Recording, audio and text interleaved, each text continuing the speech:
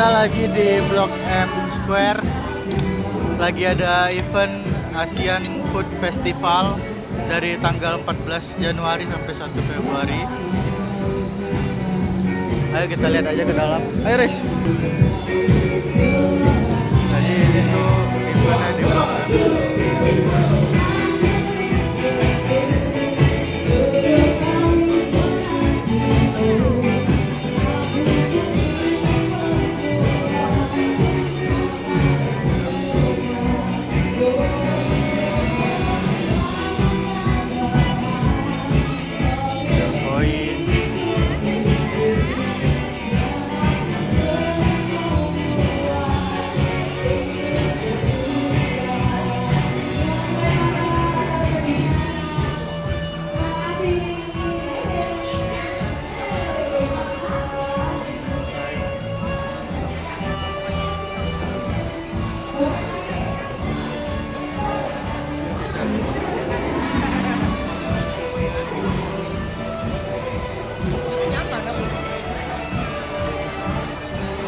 BC Kacang Malaysia.